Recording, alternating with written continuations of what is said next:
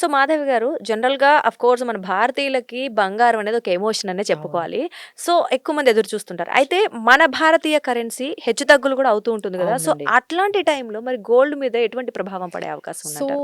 ఎప్పుడైతే మన rupee depreciate అవ్వడం అంటారండి. హ్మ్. సో, ఇది ఆల్ టైమ్ లోకి వెళ్ళిపోయింది రీసెంట్‌గా. ఓకే. అంటే ఒక డాలర్‌ని మనం ఎగైనెస్ట్‌గా రూపీకి మనం మాట్లాడుకుంటే ₹90 పెట్టాల్సొస్తుంది. హ్మ్. ఒక డాలర్. హ్మ్. అంటే అది లాస్ట్ మనం ఫ్యూ మంత్స్ బ్యాక్ చూసుకుంటే ₹85కే ఒక డాలర్ అనేది మనకుండేదండి. So, okay. దీన్ని బట్టి మనకు అర్థమవుతుంది ఏంటంటే మన రూపీ అనేది డిప్రిషియేట్ అయిపోతుంది. హ్మ్. అంటే మన రూపీ వాల్యూ అనేది పడుతూ దీనివల్ల ఏమవుతుంది అంటే ఇన్‌ఫ్లేషన్ పెరుగుతుంది. హ్మ్. ఎందుకంటే మనం అన్నీ కూడా ఆయిల్ అవన్నీ కూడా మనము ఇంపోర్ట్ చేసుకుంటూ ఉంటాము. So, right. మన మనీ కరెన్సీ అనేది ఎక్కువగా కన్వర్ట్ వెళ్ళిపోతుంది. అయిపోతుంటుంది. కన్వర్ట్ అయిపోతుంది. ఒకవైపేమో ఎఫ్ఐఐస్ ఇన్‌ఫ్లోస్ తగ్గాయి.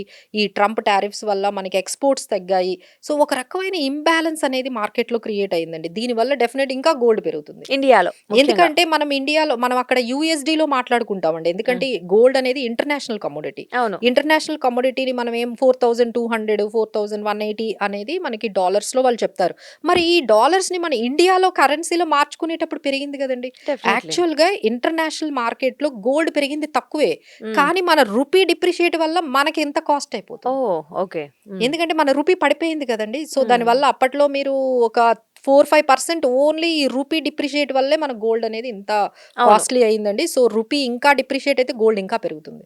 హ్మ్. ఇండియాలో, ఇండియాలో భారతదేశంలో. మనకి. హ్మ్. సో, ఇది కూడా ఒక కారణంగా మనము చెప్పొచ్చు. సో, దీనివల్ల ఇన్‌ఫ్లేషన్ కూడా ఈ రూపీ డిప్రిషియేషన్ వల్ల పెరుగుతుంది. దానివల్ల గోల్డ్ కూడా పెరుగుతుందండి. సో, పెరిగే అవకాశం ఫ్యూచర్‌లో ఇంకా రూపీ పడిందనుకోండి ఇంకా గోల్డ్ పెరుగుతుంది.